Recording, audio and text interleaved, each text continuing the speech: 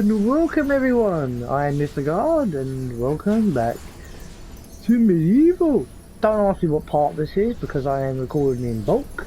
Anyway, let's return. Still didn't get that charge ability from the form one level from the previous level. I'm annoyed. I feel robbed. I feel robbed. Yes.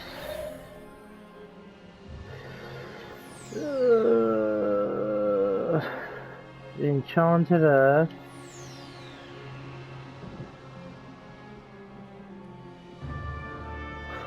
Okay.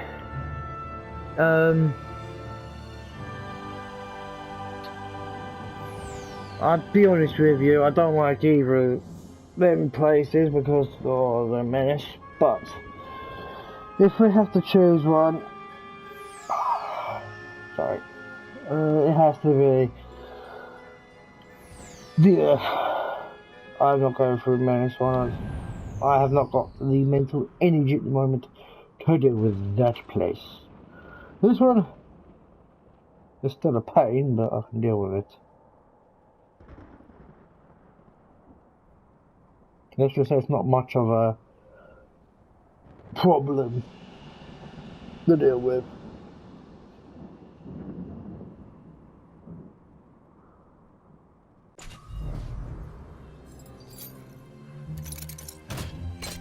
Oh, cool.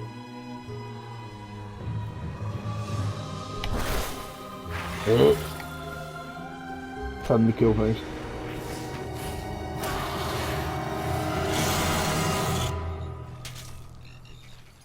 I'm gonna leave. Can I go back?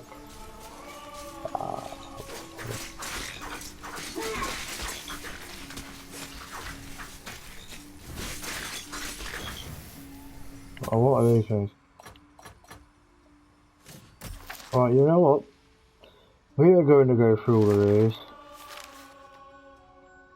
Narrator. Can you imagine how boring it would be to be a sentient being, wise even, and be stuck permanently to a brick wall? No wonder these guys are grumpy. They pass time by eavesdropping, gossiping, and bad-mouthing any bizarre-looking adventures that might pass by.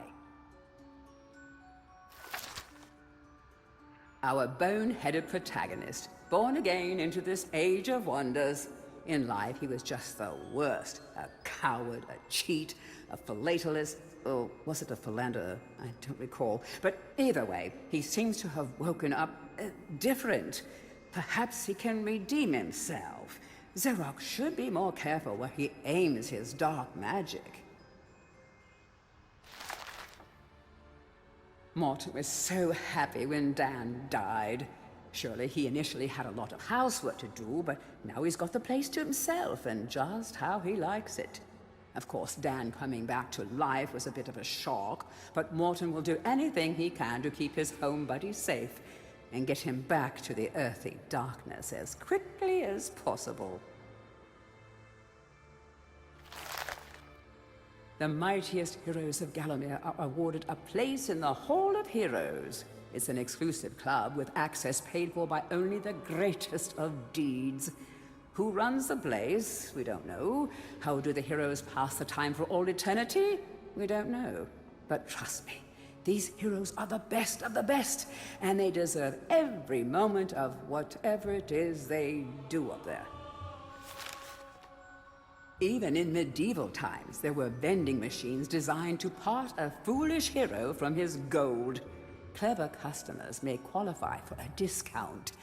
Just don't ask the merchant how he acquires his wares.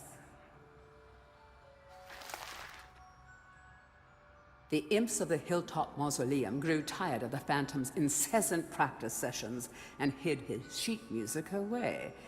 Like most impish plans, this one backfired. The Phantom continues to bang the keys, but sorely lacks improvisational skills. These guys were fashionably undead before it was fashionable to be undead. Your brain may have long since rotted, but that won't stop them from eating it. Just a few chops should do them in. Be careful not to miss. Oh, that would be embarrassing.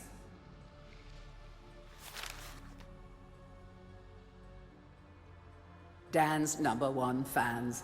They can't afford to lend a hand, but they'll follow you to the ends of the earth, or at least to the end of the graveyard. These guardian gargoyles aren't much for conversation, and don't ask to hear their singing voice, unless you're into rock and roll. Ba-doom-tsh.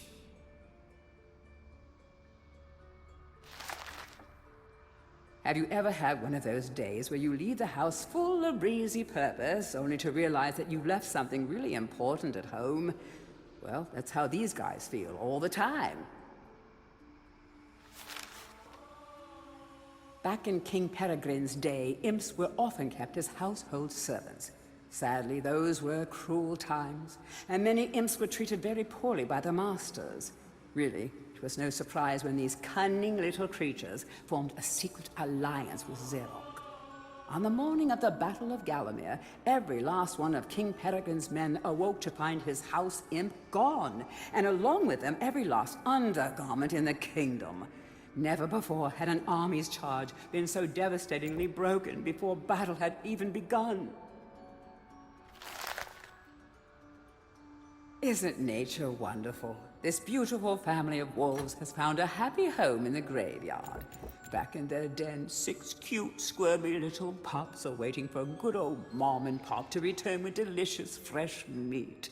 Well, perhaps graveyard meat isn't the most fresh, but at least it's easily found and safe. But let me tell you, elsewhere in Gallowmere, vengeful farmers have hunted these majestic beasts to the point of extinction. Oh, thank goodness this last happy little family is here, amid the peace and tranquility of the graveyard, where absolutely no harm can befall them.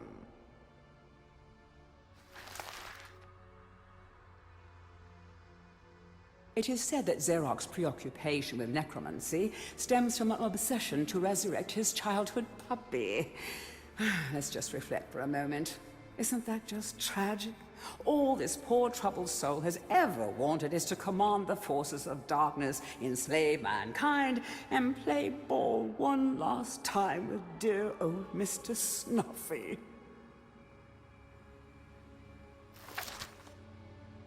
I always thought it was a bad idea when they put a demon on their stained glass window.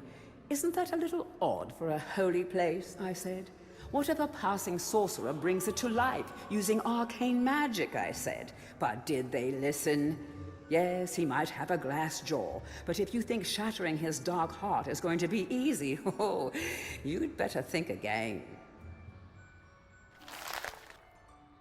Humanity's last line of defense against the restless undead. They prevent bony beings from escaping to the land of the living. Man's best friend, but not Dan's best friend.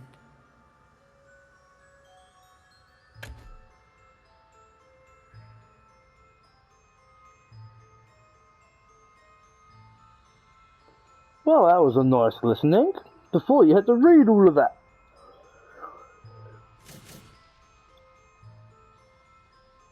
So, I'm sorry to say, but I'm actually going to go ahead and finish the Let's Play here.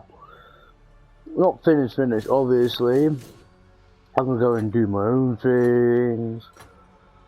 But this is the last video of the day, or the week maybe. I've done a couple already. So, I bid you all farewell, and cheerio everyone. Goodbye.